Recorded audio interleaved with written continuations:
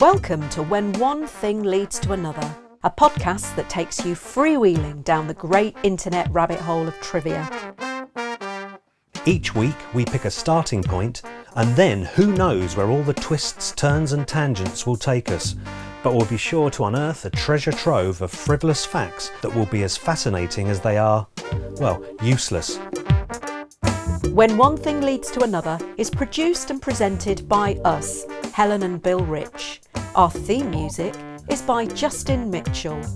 This is episode 14. Picasso. Well, yesterday we started to create our gallery wall, didn't we? We did indeed. Which is all the rage and possibly cliched and ever so slightly pretentious, which I quite like. Yeah, a little bit. And one of the pictures we have on our gallery wall is by Pablo Picasso. It is indeed. So I thought I would kick this week's episode off with an interesting fact about Picasso. Okay. And the first thing that jumped out was the fact that Picasso was baptised with 23 names. Were they Catholic, perhaps? They were indeed. I'm now going to give you his full name. Take a deep breath. Here it comes. Can you do it in the style of the Beautiful South, Song for Whoever? Pablo Diego, Jose Francisco, Di Paula Juan, Machino, Maria, de los Remedios, Cipriano, de la Santísima Trinidad Martir Patricio Clito Ruiz y Picasso. Wow, that was very good. Thank you very much. On a side note, just quickly, I googled what is the world record for the longest name. Oh, yeah? Yeah, and I found out that it belonged to a German chap born in 1914. He only died in 1997. And his name was, are you ready for this? Go on then. He was German, so. Do it like you're in Hello Hello. No, that would be too reductive. Here we go, ready? Go on. Adolf, Blaine, Charles, David, Earl, Frederick, Gerald, Hubert, Irvin, John, Kenneth, Lloyd, Martin, Nero, Oliver, Paul, Quincy, Randolph, Sherman, Thomas, Uncas, Victor, William, Xerxes, Yancey, Zeus, and his final name contains 597 letters, so I'm not going to do all of it, but it begins Wolfischlegersteinhausen-Bergerdorf. 597 letters. That's the longest name that's ever been recorded according to the Guinness Book of Records. So if we thought that old Pablo Picasso's was unnecessarily long, try and beat old, well, I won't say his name again because it's going to take too long. No, exactly. We haven't got all day. Anyway, let's get back to Picasso. Yeah. He was famously born in Malaga in Spain in 1881. And during his life, he lived in a number of different places, most famously Barcelona and Paris, of course. Now, I found this rather interesting. In Paris, in 1911, when Picasso was living there, Leonardo da Vinci's Mona Lisa was stolen from the Louvre. Oh. And during their investigations, the police questioned a man called Guillermo Apollinaire. Now, Apollinaire had previously received stolen paintings. That's why the police came a knocking. And Apollinaire tipped the cops off that his good friend Pablo Picasso was responsible for the theft. Oh. Because he'd sold on stolen paintings to Picasso in the past. Oh. Yeah, so the old cops went and detained old Pablo for questioning, where of course he denied any involvement at all. But he had previously, that's a fact, is it, that he had previously received stolen paintings from his mate? Well, this is the claim by Apollinaire. Right. And it was only 2 years later that it was discovered that an employee of the Louvre, a bloke called Vincenzo Perugia, who was an Italian security guard, was responsible for lifting the masterpiece. Oh, so Picasso had nothing to do with it? So he had nothing to do with it. There's still this sort of enduring conspiracy that he had some sort of involvement. But no, this guy was banged to rights. So they found it. Did he have it? Yeah, he actually stored it for 2 years in his little flat. 2 years? Can you imagine in your tiny little flat having the Mona Lisa sitting there for 2 years? Exactly right. What must people thought when they came around to visit? Maybe he didn't have any visitors. I think he probably kept that pretty stum, to be perfectly honest. Anyway, the reason he claims that he stole it was because he felt that it belonged back in Italy, the home of Da Vinci, of course. Yeah. And so he, after a couple of years, he managed to get it back to Italy. And he tried to sell it to an art dealer, at which point he was then nicked. Right. Wow, that's amazing. He managed to get it back to Italy unseen. Yeah. And he served 7 months of a 1 year and 15-day prison sentence, I think it was, which sounds lenient, and it was perhaps because the Italian justice system felt that old Vincenzo Perugia, he had good intentions. He had good intentions and was a good patriot and was simply trying to bring back home the Mona Lisa. Yeah, La Gioconda. Very good. Talking of Leonardo da Vinci, the Renaissance master. Of course. I found out he was vegetarian Right. and concerned about animal welfare. Okay. Apparently, nice guy. Apparently he used to buy caged birds just so he could release them. Oh. Which seems a little bit counterproductive because you're buying into a system that you don't agree with. Do you know what I mean? Yeah, well, you're being a bit smarter than old Leonardo da Vinci. I just think that's a bit silly. But anyway, how many paintings would you guess that Da Vinci painted? Oh, good question. Bearing in mind, we previously talked about Vincent van Gogh, and he was pretty prolific, wasn't he? He did hundreds and hundreds. Yeah. I'll guess 100. Only 15 are attributed 15? to him. Yeah, only 15 are attributed to him. Oh, wow. Yeah. He was a good singer, according to people who knew him. Okay. And he could play the lyre and the flute. And he invented an organ viola harpsichord instrument that didn't get past the design stage, but it was eventually built in 2013 by Polish instrument maker Sławomir Zabryski. Right. I found a snippet of it being played.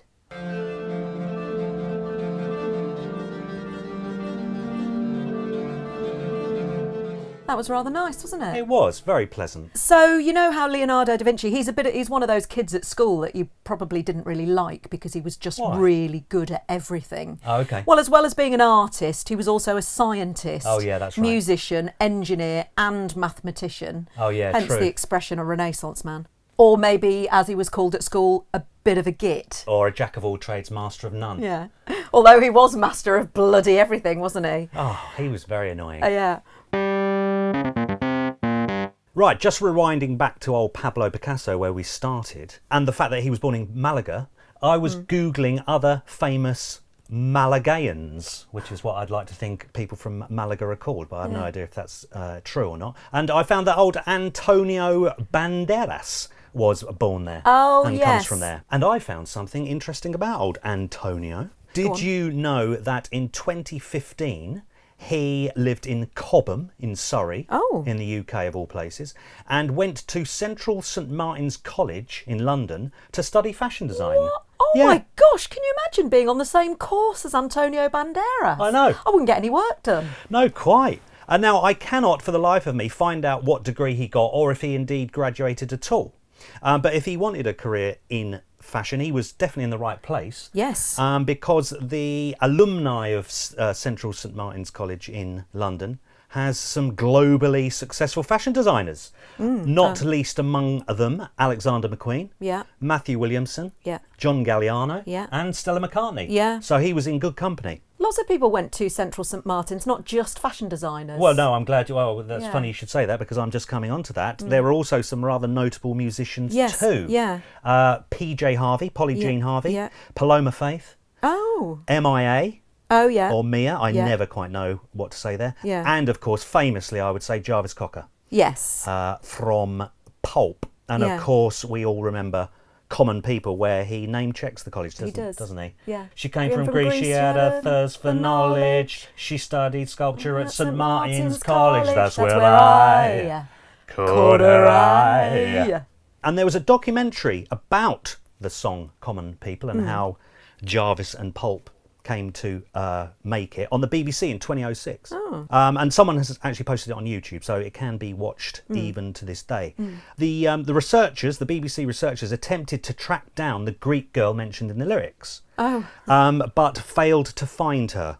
And then many years later, I'm reading here, many years later, in 2015, a Greek newspaper claimed they had finally tracked her down and claimed it was someone by the name of Danae Stratou, if I've pronounced that right. And rather interestingly, she happened to be the wife of the then Greek finance minister, a bloke called Yanis Varoufakis. Oh, yeah. Now, do you remember him? He was all over the news. Yeah, the name is familiar. Yeah, during the bailout, was it? Yeah, the Greece's financial debt crisis. Yeah. So so it came to light that, according to this Greek newspaper, that his wife, who is a visual artist, did she not confirm it? She possibly wouldn't have been aware of it because Jarvis Cocker said that he didn't really know the girl. It was an overheard conversation. Right. But he obviously, for the song, it's as if she's speaking directly to him. I see. And she did go, and this woman did. Yeah. So they worked out that she had been there between 1983 and 1988, which was the same time that Jarvis had enrolled to do, I think it was a film degree course. Right. Okay. Oh, that's great if it is her. And staying with common people, Jarvis Cocker put his film studies degree to good use because he also directed the video for it. And I was digging around there and I found out something rather interesting, that one of the girls who's dancing in the background when the band are performing the song was none other than Keeley Hawes. Keeley Hawes. Keeley Hawes, her off of Line of Duty. Keeley Hawes, I was just doing a bit of research on her. She appears in a few pop videos. Oh, right. Yeah, including Suede's Saturday Night. She's a Star by James. Oh, right. And Marvellous by the Lightning Seeds. So she was she was the 90s go-to pop video girl. She certainly sounds like it. Wow, that's a lot, isn't it? Yeah, she went to the famous Sylvia Young Stage School. Oh, yes, okay. And was close pals with Emma Bunton, a.k.a. Baby Spice. Ah, the Baby Spice. Yeah. Off of the Spice Girls. Off of the Spice Girls. Talking of the Spice Girls... Why not? Baby Spice Emma Bunton wasn't included in the original lineup, did you know? I didn't know that, no. Yeah, she was... there was another singer called Michelle Stevenson... who was either sacked by their management for not being committed enough or left the band to spend time with her ill mother, depending on whose story you believe. Oh, okay. But either way, I wonder, does she kick herself? I don't imagine she has quite the same bank balance as Emma Bunton, No, does she? that's got to be a difficult thing to come to terms with, hasn't it? I would think so, yeah. Or maybe, I guess, depending on your priorities in life, maybe she's relieved. I don't know, but... Who knows? Yeah. Only 400, that seems like such a small number, but 400 hopefuls responded to the ad placed by Heart Management to audition for an all-female singing group. Okay. It's funny, isn't it? Because if you think about, the X Factor and the thousands and thousands of people that queue up to audition for that. But I guess back in the 90s, this was early days. Yeah, okay. And it was a bit... 400, actually, you had better than a 1 in 100 chance. Yeah, then. it's not actually that many people. And did you know that they weren't originally called the Spice Girls? Oh, right. Yeah, the band name was originally Touch. Touch? Yeah. Ooh. And they recorded a song called Sugar and Spice, which remains unreleased. Okay. But took their name from it. And the 5 of them lived in a semi in Maidenhead, of all places. Semi? I did, yeah. The Spice Girls are the biggest selling female group of all time, outselling the Supremes by quite a margin. Just going back, if I may, from my earlier discovery that Keeley Hawes appears in the video for Common People by Pulp. She famously starred in, as we mentioned, Line of Duty. Yeah. And I found something mildly interesting about that, if I may be so bold. Now, you will remember the character called Matthew Cotton, who was nicknamed Dot. Yeah. That's right. Dot Cotton, after the EastEnders character. Well, I've read here on the old internet that in the original script, the character's name was Matthew Windsor, and he was going to be called Babs. Oh, that is brilliant. Actually, I remember being surprised to learn that Martin Compston, who plays the role of Steve Arnott, that he's Scottish. Oh, yeah, that was a surprise, yeah. Yeah, and has a broad Glaswegian accent, because his English accent's really good. His London accent is very good, yeah. Yeah. Well, it also supposedly surprised a lot of the filming crew too in the first series, because Compston spoke in his London accent on set during the whole shoot, not just in his scenes. Oh, right, bit method, bit Stanislavski there. That's probably why he's so good at it, unlike, famously, Dick Van Dyke in Mary Poppins.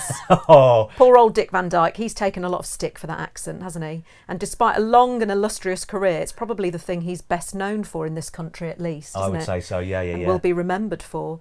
He has said that he was completely unaware during the shoot that anything was wrong with his Cockney accent. I was working with an entirely English cast and nobody said a word, not even Julie Andrews, and nobody said I needed to work on it, so I thought I was all right. Bless him. He was probably thinking, I'm really nailing this Cockney business. Yeah. Even at the age of 91, poor old Dick was at the BAFTAs and still apologising for what he called, quote, the most atrocious Cockney accent in the history of cinema. Dear old Dick. Yeah.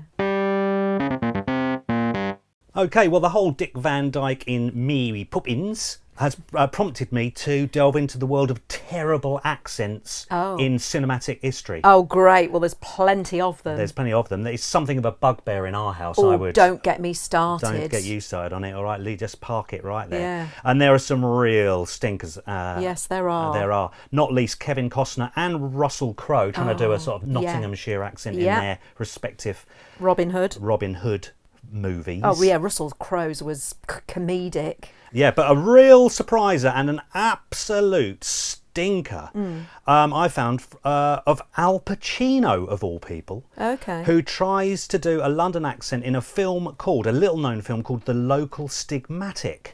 Oh. Yeah. Never heard of it. Now, I hate to criticise Al Pacino because I'm a big fan of his work, but wow, just get a load of this. Look, Ray, he got me by the elbow. See, Ray? Messing about.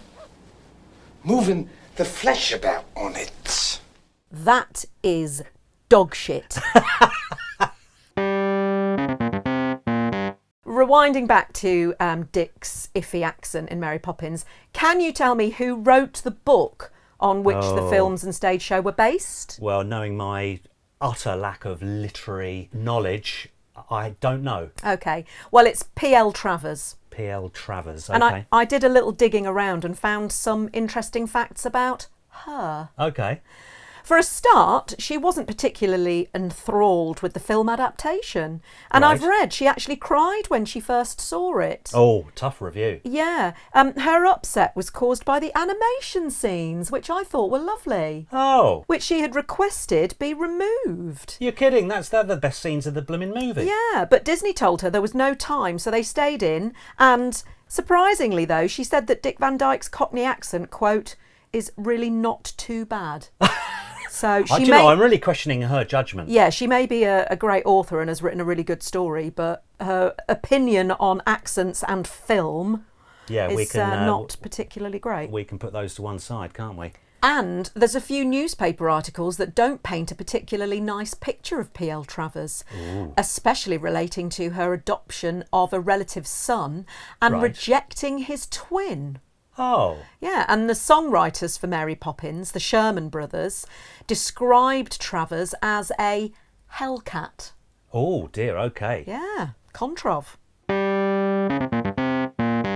So you mentioned there the Sherman Brothers who wrote the music for Mary Poppins. They were Robert and Richard Sherman. Yeah. And they wrote more film musical song scores than any other songwriting team in film history. Oh, right, okay. Yeah, so as well as Mary Poppins, they also wrote the songs in Chitty Chitty Bang Bang, The Jungle Book, The Aristocats and Bed Knobs and Broomsticks or whatever it was, among many, many others. Yeah, so they're very prolific, but I found an absolutely astonishing fact about them. Okay. According to Time magazine, their song, It's a Small World After All, is the most publicly performed song of all time, and yet I've never heard of it. What on earth? Where is it from? It's a song that's performed on a theme park ride of the same name that are in all Disney Worlds and Disneylands or whatever they're called. Oh, and is it played over and over again? Exactly right. Yeah, so the Sherman Brothers were commissioned by Walt Disney to write a song for a Disney theme ride at the 1964 New York World Fair. And from that, the theme ride has since been adopted by the 6 Disney theme resorts around the world. So Time magazine did some maths to work out how many times the song had been played by its 50th anniversary back in 2014, and they worked out that the song is played on a sort of continuous loop every day for however many hours each resort is open, and came up with the figure of 50 million plays. Wow. And it has since been worked out that it is played every second of every day somewhere in the world. Talking of Walt Disney, did you know that he didn't draw Mickey Mouse in the animations, as many people think? Yeah, well, I did. I thought he did, yeah. Yeah, he did create the original sketch, apparently, on a train ride from New York back to California after he had lost the rights to his first animation, a character called Oswald the Lucky Rabbit, to Universal Studios. Yeah, they were very underhand and essentially diddled him really out of his copyright of Oswald the Lucky Rabbit. Although, who's ever heard of Oswald the Lucky Rabbit? Exactly. And he was feeling all dejected and sketched Mickey Mouse, and then he gave the sketch to a bloke by the name of Oob Iwerks to draw, and Oob became Mickey Mouse's drawer. Oh, okay. However, Walt did originally voice Mickey Mouse. He created the whole falsetto. I can't do it. That was not a great impression. Hey, Minnie! That's Is better. that right? Yeah, that's more Yeah, right. he created that whole falsetto voice thing. And when Mickey Mouse took off, Walt became too busy to do the voicing. Okay. So in 1946, it was passed on to a chap called Jimmy MacDonald, who Right. voiced Mickey for 31 years. Yeah. And after Jimmy, a guy called Wayne Anthony Olwyn took on Mickey's voice. And in a gloriously Disney-esque plot, Go on. Wayne married a woman called Russie Taylor, who voiced Minnie Mouse. And they lived happily ever after. Ah.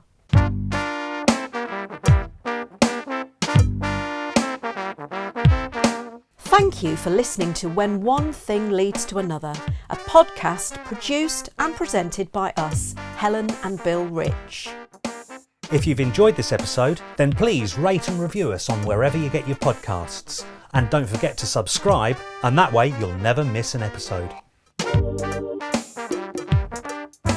We'd also love to hear from you, especially if we've got any of our information wrong, or you have some more fascinating facts about something we've talked about, or you could even suggest a subject for our starting point. Our email address is whenonethingleadstoanother@gmail.com. A massive thank you to Justin Mitchell for letting us use his music as our theme song. It's a track called Homo Erectus, taken from his fantastical album called The Garden of Earthly Delights, which is available to buy from bandcamp.com. Thanks also to Acast for hosting us. Join us next week for another episode of When One Thing Leads to Another. Please note that all facts have been found on the internet and therefore we cannot vouch for their veracity.